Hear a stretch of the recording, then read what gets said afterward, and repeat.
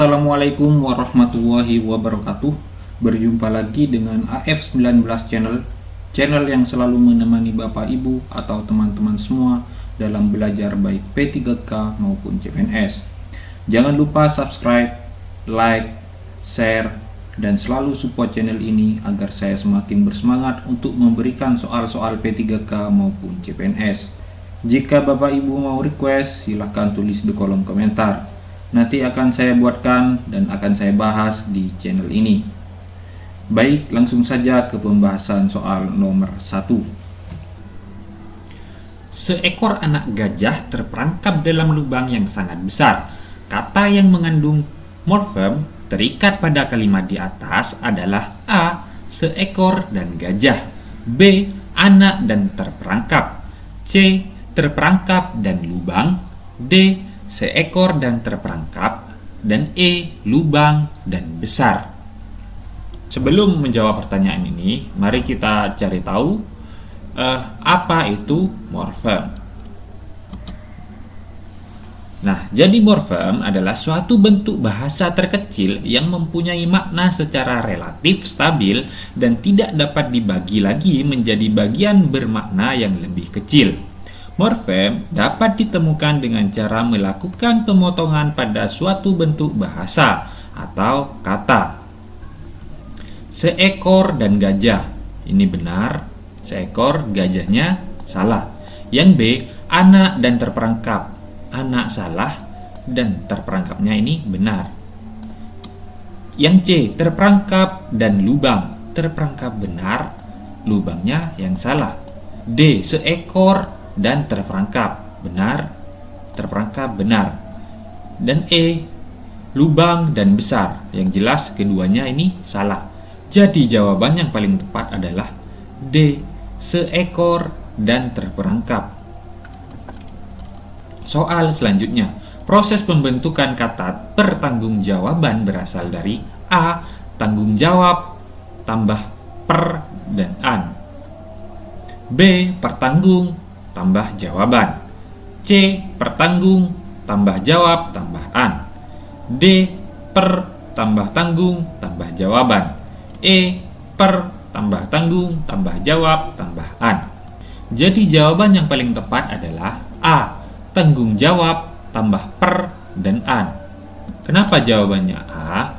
Karena di sini dituntut untuk menganalisis penggunaan imbuhan dan kata dasar. Jadi pertanggungjawaban berasal dari tanggung jawab plus peran.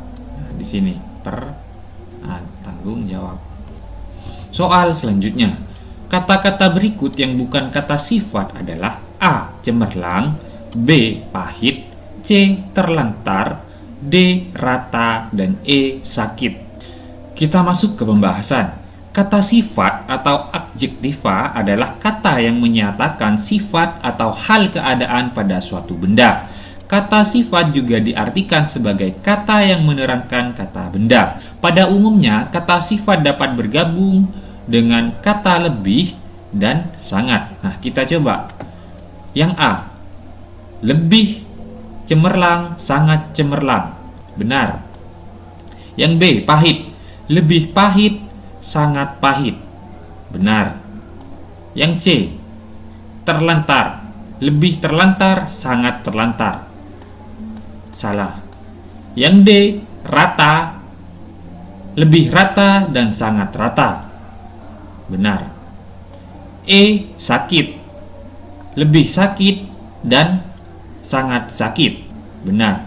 Karena di sini pertanyaannya bukan kata sifat, nah, berarti jawaban yang paling tepat adalah C. Terlantar. Lebih terlantar, sangat terlantar. Salah ya. Soal selanjutnya. Kelompok kata di bawah ini yang merupakan frasa adalah A. Ayah pergi, B. Bapakku guru, C. Sepatu baru, D. Aldo mahasiswa, E. Adik menangis. Kita masuk ke pembahasan. Satuan sintaksis yang lebih besar dari kata adalah frasa. Frasa adalah satuan gramatikal yang terdiri dari dua kata atau lebih yang tidak berciri klausa. atau tidak memiliki ciri predikat dan pada umumnya menjadi pembentuk klausa. Seperti halnya dengan kata, frasa memiliki potensi untuk berdiri sendiri menjadi kalimat. Nah, ini berdiri sendiri menjadi kalimat. Ayah pergi, salah. Bapakku guru, juga salah, tidak bisa berdiri sendiri. Sepatu baru, benar. Aldo mahasiswa, salah. Adik menangis, salah. Jadi jawaban yang paling tepat adalah C, sepatu baru. Soal selanjutnya, mantan pejabat itu duduk di meja hijau untuk mempertanggungjawabkan perbuatannya. Meja hijau pada kalimat di atas bermakna A. Denotatif, B. Konotatif, C. Leksikal, D. Gramatikal, E. Asosiatif. Kita masuk ke pembahasan. Makna denotatif adalah makna dasar umum apa adanya dan tidak mencampuri nilai rasa. Dan yang kedua, makna konotatif adalah makna yang berupa kiasan atau yang disertai nilai rasa dan kriteria tambahan yang dikenakan pada makna konseptual. Dan yang ketiga, makna leksikal adalah makna kata yang seperti dalam kamus. Dan yang keempat, gramatikal adalah makna yang diperoleh dari hasil peristiwa tata bahasa. Dan yang kelima, makna asosiatif adalah makna yang dihubungkan dengan nalar di luar bahasa. Untuk soal seperti ini, kata kuncinya adalah meja hijau. Meja hijau itu berupa kiasan. Nah, jadi yang paling tepat jawabannya adalah yang B, konotatif. Soal selanjutnya, penggunaan ejaan yang tidak tepat pada kalimat di bawah ini adalah A. Ibu menasehati adik, hati-hati di jalan. B. Kek, saya sudah menyampaikan pesan ini kepada nenek. C. Di mana rumahmu, Dik? Tanya Jani. D. Gubernur Papua Barat mengunjungi para pengungsi. E. Kakak Kinan membeli jeruk bali di pasar. Kita masuk ke pembahasan. Penggunaan ejaan mencakup sistem pemakaian huruf, penulisan kata, pemakaian tanda baca, dan penulisan unsur serapan. Penulisan kalimat yang salah dalam kunci jawaban adalah di mana rumahmu, Dik? Tanya Jani. Penulisan di mana tidak tepat karena preposisi di ditulis serangkai. Seharusnya dipisah. Jadi penulisan di mana ini serangkai, seharusnya ini dipisah. Maka jawaban yang paling tepat adalah C. Soal selanjutnya. Pernyataan di bawah ini yang menunjukkan perbedaan menyimak dan membaca adalah A. Membaca membutuhkan sumber bahan tulisan, sedangkan menyimak membutuhkan sumber lisan. B. Menyimak bersifat reseptif, sedangkan membaca bersifat produktif. C. Menyimak adalah kegiatan yang disengaja, membaca adalah kegiatan yang tidak disengaja. D. Menyimak bertujuan untuk memahami secara mendalam, sedangkan membaca hanya sekedar memahami. E. Membaca dilakukan dengan bersuara, sedangkan menyimak tidak bersuara. Kita masuk ke pembahasan. Menyimak adalah suatu proses kegiatan mendengarkan lambang lisan-lisan dengan penuh perhatian, pemahaman, apresiasi, serta interpretasi untuk memperoleh informasi, menangkap isi, serta memahami makna komunikasi yang tidak disampaikan oleh si pembicara melalui ujaran atau bahasa lisan.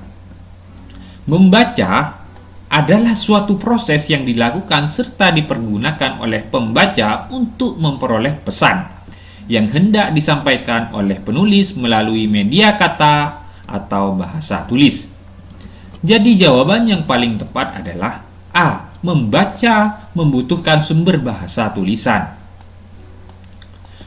sedangkan menyimak membutuhkan sumber lisan. Soal selanjutnya. Bahasa Indonesia mempunyai kedudukan dan fungsi yang penting bagi kehidupan sehari-hari. Oleh karena itu, sasaran pembelajaran bahasa Indonesia di SD adalah peserta didik terampil dalam berbahasa Indonesia. Dengan kata lain, mampu berkomunikasi secara efektif, baik lisan maupun tertulis. Berdasarkan hal tersebut, rumusan yang tidak terkait dengan tujuan pembelajaran bahasa Indonesia di SD adalah A. Peserta didik mampu berkomunikasi secara efektif dan efisien dengan etika yang berlaku baik lisan maupun tertulis. B. Peserta didik dapat menghargai bahasa dan bangga menggunakan bahasa Indonesia sebagai bahasa persatuan dan bahasa negara. C. Peserta didik mampu menguasai konsep fonologi, morfologi, sintaksis, semantik, dan pragmatik dalam bahasa Indonesia. D. Peserta didik dapat menikmati dan memanfaatkan karya sastra untuk meningkatkan wawasan, memperhalus budi pekerti, serta meningkatkan pengetahuan dan kemampuan bahasa. E. Peserta didik mampu menggunakan bahasa Indonesia untuk meningkatkan kemampuan intelektual serta kematangan emosional dan sosial. Kita masuk ke pembahasan. Tujuan pembelajaran bahasa Indonesia di SD adalah peserta didik mempunyai kemampuan berbahasa Indonesia yang baik dan benar, serta dapat menghayati bahasa dan sastra Indonesia sesuai situasi dan tujuan berbahasa serta tingkat pengalaman peserta didik SD. Jadi jawaban yang paling tepat adalah C. Peserta didik mampu menguasai konsep fonologi, morfologi, sintaksis, semantik, dan pragmatik dalam bahasa Indonesia. Soal selanjutnya. Bahasa mempunyai peranan penting dalam perkembangan intelektual, sosial, dan emosional. Bahasa Indonesia merupakan bahasa pengantar pendidikan di semua jenis jenjang pendidikan. Di bawah ini, peran penting pembelajaran bahasa Indonesia di SD kecuali A. Sebagai sarana berpikir untuk menumbuh kembangkan cara berpikir logis, sistematis, dan kritis. B. Sebagai sarana mempercepat penguasaan ilmu, pengetahuan, dan teknologi. C. Dapat membantu peserta didik dalam mengemukakan gagasan dan berpartisipasi di tingkat internasional. D. Bekal kemampuan berbahasa Indonesia yang baik dapat digunakan untuk mempelajari berbagai macam mata pelajaran. E. Sarana untuk mengenal dirinya dan budaya di lingkungannya. Kita masuk ke pembahasan.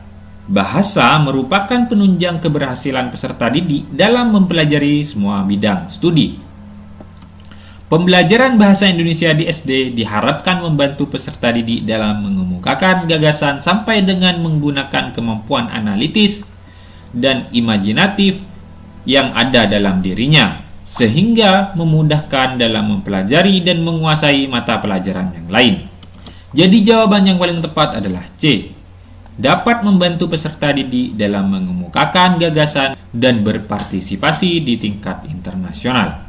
Karena masih SD, berpartisipasi di tingkat internasional itu kurang tepat. Jadi jawaban yang paling tepat adalah C. Soal selanjutnya. Bacalah KD Bahasa Indonesia berikut. Menyajikan hasil identifikasi pokok pikiran berdasarkan teks tulis dan lisan secara lisan, tulis, dan visual. Indikator pembelajaran yang cocok untuk KD di atas adalah A. Menunjukkan sikap percaya diri dalam menyajikan pokok pikiran dalam teks tulis. B. Menyebutkan ciri-ciri pokok pikiran berdasarkan teks organ gerak hewan secara tulis. C. Mengidentifikasi pokok pikiran berdasarkan teks organ gerak hewan secara tulis. D. Memahami pokok pikiran berdasarkan teks organ gerak hewan secara tulis.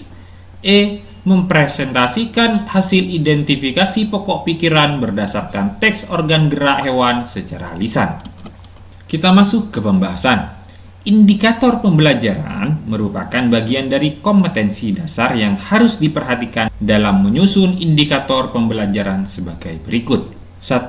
Harus relevan dengan kemampuan dan materi yang terkandung dalam KD. 2. Menggunakan kata kerja operasional yang spesifik, dapat diukur, dan dapat tercapai. KD Bahasa Indonesia yang disajikan mengandung kata kerja menyajikan yang menunjukkan bahwa KD tersebut merupakan KD turunan dari kompetensi inti aspek keterampilan atau KI 4. Oleh karena itu, indikator yang muncul harus mengandung kata kerja yang menunjukkan ranah kompetensi keterampilan. Jadi, jawaban yang paling tepat adalah E. Mempresentasikan hasil identifikasi pokok pikiran berdasarkan teks organ gerak hewan secara lisan. Sekian dulu video kali ini. Semoga video ini bermanfaat bagi Bapak Ibu yang ikut P3K. Semangat terus. Wassalamualaikum warahmatullahi wabarakatuh. Here we go.